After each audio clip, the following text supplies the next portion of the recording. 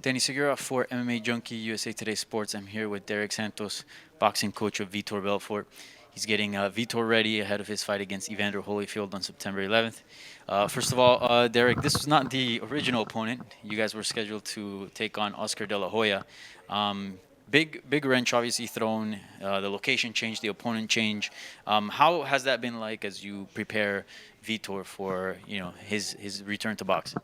Well, it's obviously a very different style.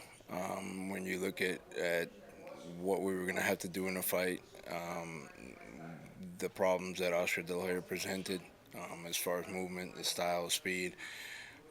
But then you have Evander Holyfield. The last thing the fighter loses is the power punch. And I've seen that right hand. He's still got that thudding, what we call slow, hard ones, like George Foreman used to throw. So it's a little bit different in the case that he won't be as mobile. So we'll box. We'll do what we had to do. We'll box. We're not going to get hit with anything stupid. I mean, Vitor's a very technical fighter, a boxer. Most people don't understand that. He boxes very well. And my biggest thing is to make sure that, we don't get caught with any heavy artillery and that we come out with the victory. Yeah, certainly. And this bout with Oscar De La Hoya was very anticipated. Obviously, it fell through. But as a coach, who do you think presents more of a problem, Oscar or Holyfield?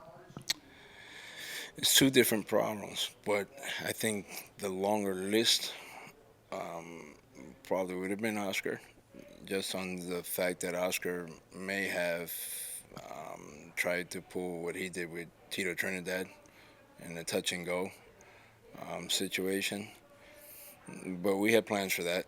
I think we had that covered. I thought we were going to do very well against Oscar, and I was actually confident in getting a victory there.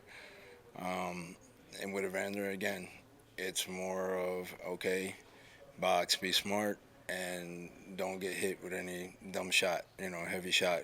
The man can still punch. So, people can say he's older. Okay, take a punch from him. Let me see if you can stand up. Yeah, and real quick, just on Evander, a lot of people, as you mentioned, have sort of been critiquing the way he's looked in the open workouts, and at 58, they believe he shouldn't be fighting. What do you make of those comments? I befriended Evander a couple of years ago, and I understand, certain people's concerns. They say about certain fighters, they shouldn't be this, they shouldn't do that. As Vitor alluded to, why are people always trying to label what somebody else should be or should not be doing? Obviously, in any fight, there's the hope that neither fighter gets permanently hurt, suffers any injuries. There's levels of stuff. We got commission, we got the team's corners, we got referees.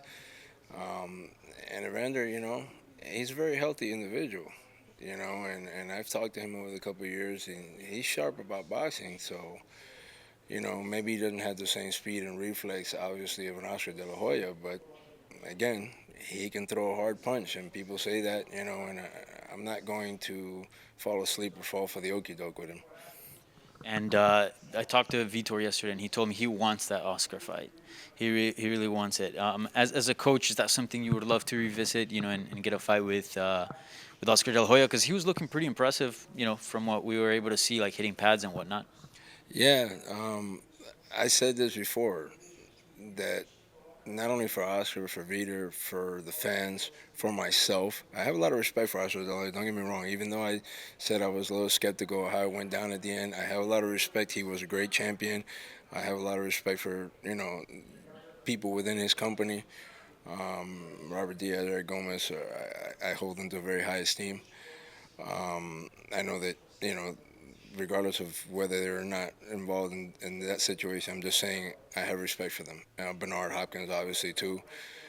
And having been part of a great fight with Bernard Hopkins, Sergey Kovalev, and just being able to share the ring with Bernard Hopkins, who's also a legend, I thought to myself, this is great for history, great for everybody, great for the fans, and obviously I wanted to share that stage with Oscar De La Hoya also, so I was very disappointed when we got the news Friday. All right, Derek. Well, best of luck on Saturday. I appreciate the time, like always. Thank you. Thank you so much for having me.